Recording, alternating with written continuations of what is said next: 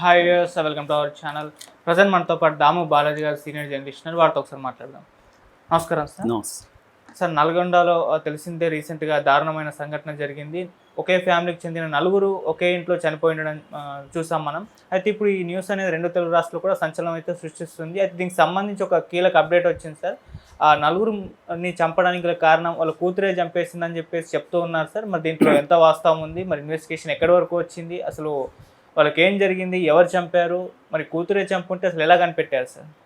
Yeah మామూలుగా మనకి ఈ నెల 22 మండే రోజు చంపేసినట్టుగా తెలుస్తుంది. దాని తర్వాత 4 రోజులకి శవాలు వాసన రావడంతో గుర్తుపట్టారు. ఇది ఎక్కడ జరిగిందంటే నల్గొండలో తెలంగాణ కాలనీ ఉంది. అక్కడ ఇంకా డెవలప్ అవుతున్న ఏరియా అది. అక్కడక్కడ ఇండిపెండెంట్ హౌసెస్ వస్తూ ఉన్నాయి. అలాగే వీళ్ళది కొంత దూరంగా ఉన్నాయి ఒక ఇండిపెండెంట్ హౌస్. పక్కన ఇమ్మీడియట్గా ఇండ్లు లేవు.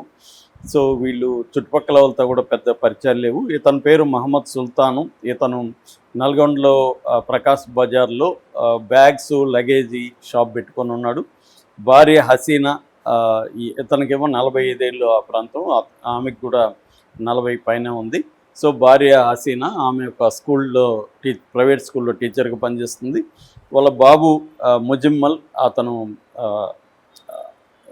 అతను కూడా దాని ఏమంటారు ఏసీ మెకానిక్, ఏసీలు మెకానిక్ చేస్తున్నాడు. దాని తర్వాత అక్సర అనే పాప ఉంది. ఆ పాప 11 ఏళ్ళు. ఆ పాప కూడా ఈమె పనిచేసే హసీనా పనిచేసే స్కూల్లోనే పనిచేస్తుంది. సో సడన్గా అంటే స్మెల్ వచ్చింది. స్మెల్ వచ్చినాక పోలీసులకు ఫోన్ చేశారు. బయట లాక్ చేసి ఉంది. ఎందుకు స్మెల్ వస్తుందని పోలీసులు వచ్చి లాక్ బద్దలు కొట్టి లోపలికి వెళ్ళి చూస్తే 4 శవాలు 4 చోట్ల పడి ఉన్నాయి. ముఖ్యంగా హాల్లో బాగా కుళ్ళిపోయినాయి, పురుగులు కూడా వస్తున్నాయి. అటువంటి దాంట్లో అందరూ కూడా ఏమనుకున్నారంటే ఈ నలుగురు ఆత్మహత్య చేసుకున్నట్టుగా అనుకున్నారు. ఎందుకంటే బయట నుంచి ఏదో వెళ్ళినట్టుగా ఏమి కనిపించలేదు, ఎవరు ఆనవాళ్ళు ఏమి కనిపించలేదు. అక్కడేమి సీసీటీవీలు కూడా లేవు. సో వీళ్ళు ఏమన్నా అంటే ముందు నుంచి కూడా ఈమెకు అతనికి భార్యాభర్తల మధ్య గొడవలు ఉన్నాయని, దానికి ప్రధాన కారణం ఏంటంటే భార్యకి 2 పెళ్ళిళ్ళు ఆల్రెడీ అయ్యాయి. హసీనాకి, భర్తకు కూడా ఆయన మహమ్మద్ సుల్తాన్కి కూడా 2 పెళ్ళిళ్ళు అయినాయి. ఇది 3వ పెళ్ళి. పిల్లలేమో ఈ సుల్తాన్కి మొదటి భార్య పిల్లలు. సో అందువల్ల ఈ పిల్లల్ని మొత్తం పిల్లలకి అన్ని ఇచ్చేస్తున్నాడని వాళ్ళ ఇద్దరి మధ్య గొడవలు ఉన్నాయి. అందుకనే ఫ్యామిలీ ఆత్మహత్య చేసుకుంది అనేది అందరూ అనుకున్నారు. కాకపోతే ఇన్ని రోజులు మరి వీళ్ళని ఎవరు కాంటాక్ట్ చేయలేదా, ఎందుకు ఇలాగా ఉండిపోయినాయి, ఎవరు రాలేదా అనేది కూడా అనుమానాలు వచ్చాయి. సో ఈ యాంగిల్లో పోస్ట్ మార్టం రిపోర్టు వచ్చింది. పోస్ట్ మార్టం రిపోర్టులో సంచలన విషయాలు బయటకు వచ్చాయి. అదేంటంటే అందరూ కూడా కత్తిపోట్లకి చనిపోయారని. కత్తిపోట్లు క్లియర్గా ఉన్నాయి. ఒక్కొక్కరికి ముంజమ్మలకి అయితే 16 కత్తిపోట్లు ఉన్నాయి, పాపకి అయితే 11 ఉన్నాయి. సో ఈమె హసీనాకి 6 కత్తిపోట్లు ఉన్నాయి, సుల్తాన్కి 7 కత్తిపోట్లు ఉన్నాయి. సో క్లియర్గా కత్తిపోట్లు ఎవరో ప్లాన్డ్గా కత్తులతో బట్టి చంపారు. చంపిన పద్ధతి అని మొత్తం అక్కడ ఆనవాళ్ళు లేకుండా చేయడం కానీ ఇదంతా ప్రొఫెషనల్ కిల్లర్స్ చేసి ఉండొచ్చు అన్న యాంగిల్లో పోలీసులు ఎంక్వైరీ మొదలుపెట్టారు. అలాగే వీళ్ళ ఫోన్లు అవన్నీ తీసుకొని చూశారు.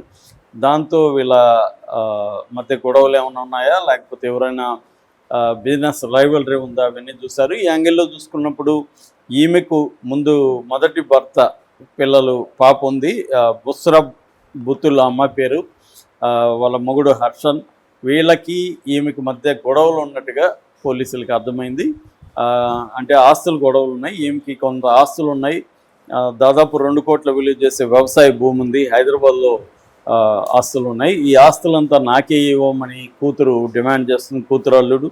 సో వీళ్ళ మధ్య గొడవలైనాయి. 3 నెలలకు ముందు ఈ ల్యాండ్కి సంబంధించి పాస్బుక్లను కూడా దొంగిలించడానికి కూతురు ట్రై చేశారని, మొన్న ఒక హైదరాబాద్లో ఒక ఫంక్షన్లో కూడా వీళ్ళ మధ్య గొడవలు జరిగింది. ఆ గొడవల్లో నుంచి ఏమో గట్టిగా నేను ఇప్పుడు నా భర్తతో ఉన్నా కాబట్టి ఆ పిల్ల నీకు ఇచ్చేసి నీకు పంపించేశాను, ఇప్పుడు ఆ పిల్లలకి నేను ఇచ్చేస్తాను, వీలునామా రాసేస్తానని తల్లి ఆ కూతుర్ని బెదిరించిందని చెప్తున్నారు. దాంతో ఇంకా ఈమె మన మాట విందో మన ఆస్తులు చేజాటిపోతాయి, ఆ పిల్లలకి వెళ్ళిపోయినాక మనం ఏం చేసుకోలేము అని చెప్పి ఈ కూతురు అంటే నేను నీకు పుట్టాను కాబట్టి నువ్వు నాకు ఇవ్వాలి కదా, నీకు పుట్టని వాళ్ళకి ఎందుకు నువ్వు ఇస్తున్నావు అనేది కూతురు పాయింట్ ఆఫ్ వ్యూ.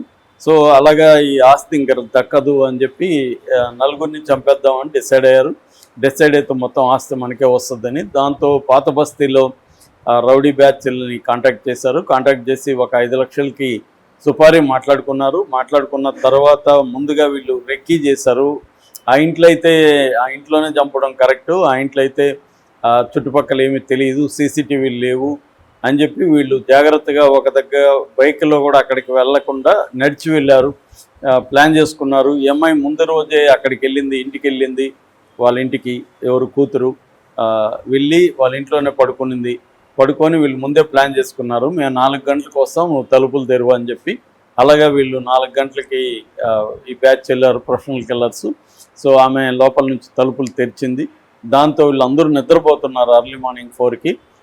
దాంతో వీళ్ళు వెళ్ళి అటాక్ చేశారు. ఫస్ట్ ఆ అబ్బాయి మేల్కొన్నాడు, ముజమ్మల్ అనే అబ్బాయి. ఆ అబ్బాయికి కరాటే వచ్చు. సో ఆ అబ్బాయి ఫైట్ చేశాడు వీళ్ళతో. దాంతో ఆ అబ్బాయిని ఎక్కువగా మూకమ్మడిగా మీదపడి దాదాపు 16 కత్తిపోట్లు అబ్బాయిని పొడిచారు. దాంతో అబ్బాయి చనిపోయాడు. తర్వాత పాప భయపడి మంచం కింద దాక్కునింది. పాపని లాగి అక్కడే సగం లోపల ఉంది, మంచం కింద సగం బాడీ బయటకుంది. అక్కడే పొడిచారు పాపని. పాప చనిపోయింది. అందుకనే మంచం కిందనే పాప బాడీ కూడా దొరికింది పోలీసులకి. మరోవైపు ఆమె వేరే రూమ్లో నిద్రపోతున్నారు. వాళ్ళకి ఇదంతా అర్థం కాలేదు. వాళ్ళు నిద్రపోతున్నారు కాబట్టి నిద్రలోనే వాళ్ళని పొడి చంపేశారు. అలాగా 4గురిని చంపేసి ఆమె వీళ్ళ కూతురు ప్లస్ వీళ్ళు కలిసి బయటకు వచ్చి బయట లాకేసుకొని, అంటే ఎవరైనా పని వాళ్ళు వస్తే కూడా లాకేసి ఉందని వెళ్ళిపోతారు కాబట్టి అలాగా లాకేసేసి వాళ్ళు వెళ్ళిపోయారు. అంటే ఇదేంటంటే వాళ్ళ ప్లాన్ ఏంటంటే ఇలా చంపేస్తే అవి కుళ్ళే వరకు ఎవరికి తెలియదు, కుళ్ళినాక బయటికి రాదు అనుకున్నారు. పోస్ట్మార్టం రిపోర్ట్లో కత్తిపోట్లు బయటకు వస్తాయని కూడా వాళ్ళు ఊహించలేదు. సో ఇది ఆత్మహత్య అనుకుంటారు అని చెప్పేసి వాళ్ళు నమ్మారనమాట. ఈ ఆస్తి అంతా మాకు వచ్చేస్తుంది అనేది వాళ్ళు నమ్మారు. సో వాళ్ళనైతే పట్టుకున్నారు పోలీసులు. వాళ్ళు కూడా కన్ఫెస్ చేశారు, మేము ఎంతో అడిగాము, నాకు న్యాయంగా రావాల్సిన ఆస్తి నాకు కాకుండా వేరే పిల్లలకి వెళ్ళిపోతుందని చంపేశామనేది చెప్తున్నారు. అంటే క్లియర్గా ఈ మధ్యకాలంలో మనం చూస్తున్నాము, కూతురు ఇంతకుముందు కొడుకులు ఆస్తుల కోసం తల్లిదండ్రుల్ని కొట్టడం చంపడం చూస్తున్నాం. ఈ మధ్యకాలంలో కూతుర్లు కూడా ఆస్తుల కోసం తల్లిదండ్రులు చంపేయడం మన బెంగళూరులో కూడా చూసాం. 30 లక్షలు అప్పు చేసేసి తనని కంట్రోల్ చేస్తుంది, తన ప్రేమను వ్యతిరేకిస్తుంది అని చెప్పి అమ్మని చంపారు. తర్వాత తండ్రిని చెల్లిని కూడా కూతురు ఆ అమ్మాయి బాయ్ ఫ్రెండ్ కలిసి బెంగళూరులో చంపిన కేసు కూడా మనం చెప్పుకున్నాం.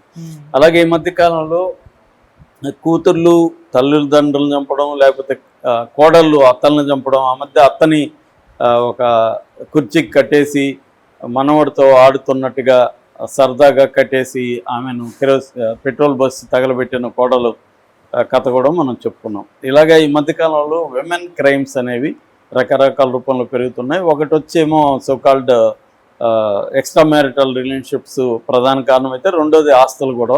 ఈ రెండు కూడా చాలా పాత కారణాలే, ఇప్పుడే కాదు ఎప్పటి నుంచో కూడా ఈ రెండు కారణాల వల్ల క్రైమ్ అనేది ఇప్పటి నుంచో జరుగుతుంది. అయితే ఈ మధ్యకాలంలో విమెన్ క్రైమ్ అనేది కొంత పెరిగింది గతంతో పోలిస్తే. ఇప్పటికి కూడా మెన్తో పోలిస్తే మెన్ చేసే క్రైమ్ అంటే ఫర్ ఎగ్జాంపుల్ హత్యలు 90% మగవాళ్ళే చేస్తున్నారు, అమ్మాయిలు 10% చేస్తున్నారు. కాకపోతే వితిన్ అమ్మాయిల దాంట్లో పెరుగుతుంది ఒకటి. రెండోది మగవాళ్ళు చేసే క్రైము నేచురల్ అయిపోయింది కాబట్టి దాన్ని మనం చెప్పుకోం, ఎందుకంటే అది మామూలే కదా.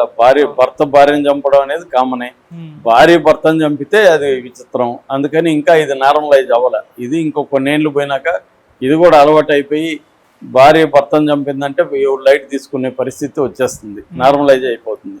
ఇప్పటికైతే కాలేదు కాబట్టి విమెన్ క్రైమ్స్ అనేవి బాగా పెరుగుతున్నాయి. రెండోది ఏంటంటే ఇంకొక కారణం సోషాలజిస్టులు చెప్తున్నది అంటే ఉమెన్ దగ్గర కూడా డబ్బులు బాగా పెరగడం, వీళ్ళకి ఎడ్యుకేషన్ పెరగడం, అసెర్షన్ పెరగడం. దీనివల్ల కూడా క్రైమ్స్ చేసి మనం వ్యవస్థలను డబ్బు ఉంటే మేనేజ్ చేసేయచ్చు, మేనేజ్ చేసి మళ్ళీ బయటకు వచ్చి హ్యాపీగా ఉండొచ్చు అన్న ఒక యాంగిల్లో తెలిసే చేస్తున్నారు ఇవన్నీ చాలామంది. రెండోది ఇంటర్నెట్ ఇవన్నీ వచ్చినాక ఎలా చేయాలి ఏంటనేది సెర్చ్ చేసి కూడా నాలెడ్జ్తో చేస్తున్నారు. యూట్యూబ్లో వీడియోలు చూడడం, ఇంటర్నెట్. ఈ మధ్య ఏఐ కూడా వచ్చింది, ఏఐని కూడా అడిగే పద్ధతులు అడిగితే అది కూడా చెప్తుంది. సో అందువల్ల క్రైమ్స్ అనేవి బాగా పెరుగుతున్నాయి, ఉమెన్ క్రైమ్స్. ఇక్కడ కూడా వీళ్ళ తల్లి అలాగా మొండిగా రిజెక్ట్ చేయడం, ఆలోచించకపోవడం. సో దాంతో వీళ్ళకి ఇంకా ఆస్తి రాదు, మనకు చేజారిపోయిందని వీళ్ళు అనుకోవడం. ఇలాగా సొంత కూతురే ఒక రక్తపాతాన్ని సృష్టించింది, నలుగురిని అతి దారుణంగా చంపేసింది. చిన్నపిల్లలిద్దరూ వాళ్ళిద్దరిని కూడా వదలకుండా చంపేయడం అనేది ఇప్పుడు, ఎందుకంటే పిల్లలే కదా మెయిన్ వీళ్ళకి టార్గెట్, వాళ్ళకి ఆస్తి పోతుందనే కాబట్టి వాళ్ళిద్దరిని కూడా చంపేయాలని డిసైడ్ అయ్యారు. సో ఇప్పుడు మామూలుగా ఇలాంటి కేసుల్లో